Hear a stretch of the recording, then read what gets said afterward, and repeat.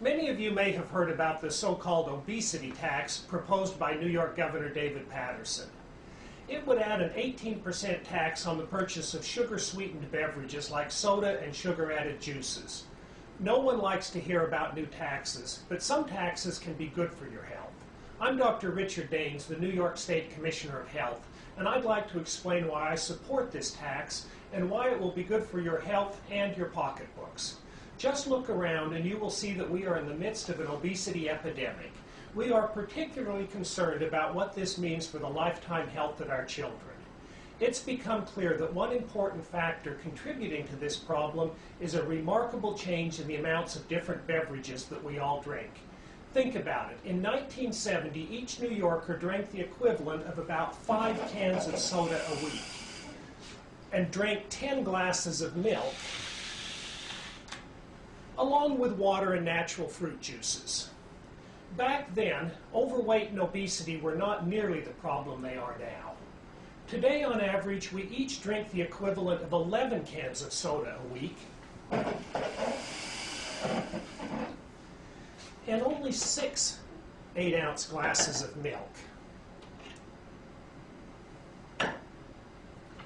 Sugar-sweetened beverages are pretty much just liquid sugar.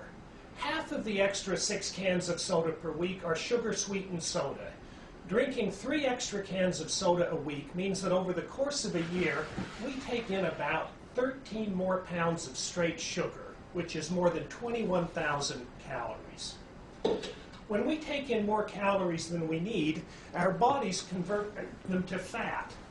21,000 extra calories becomes about 6 pounds of fat, and that's just 1 year's worth. Good luck trying to hide this on an adult, let alone a child. This graph shows what's happened to our beverage drinking habits in our bodies over the last 30 or 40 years. In 1970, we each drank about 31 gallons of milk a year and 24 gallons of soda, and only a little more than 4% of children were obese. In 1985, we drank 27 gallons of milk and 31 gallons of soda. By 2005, we were drinking only 21 gallons of milk and 35 gallons of soda, and 17% of our children were obese. Today, over 34% of our children are overweight or obese.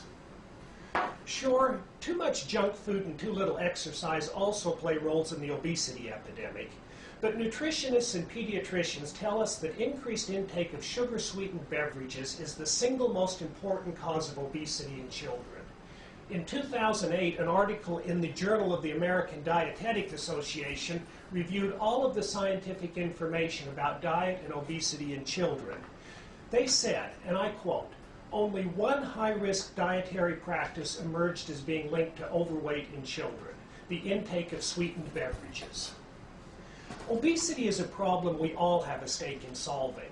Not only does obesity directly affect the health and happiness of many children and adults, the New York State Comptroller calculates that obesity causes $6.1 billion a year in extra health care costs, and that's a bill we all have to pay.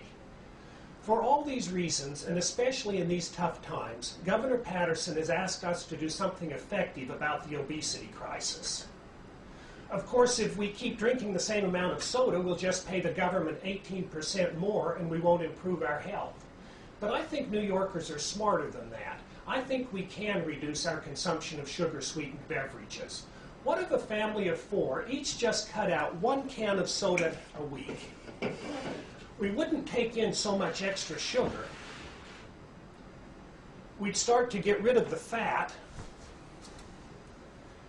And instead of spending more, a typical family would actually save $100, because not only are low-fat milk and water better for us than sugary drinks, they're cheaper and there's no tax at all on them. With the money we save, we could buy some new jogging shoes or maybe get back on the bicycle with the kids. Our health will be better, our health care will cost less, and every family will have more to spend on whatever they want. Governor Paterson will spend the soda taxes we collect on health care, including physical activity and nutrition programs for kids. Tough times or not, this is too smart of a plan for New Yorkers to pass up. Here's to Governor Paterson's proposal to reduce obesity, and here's to your health.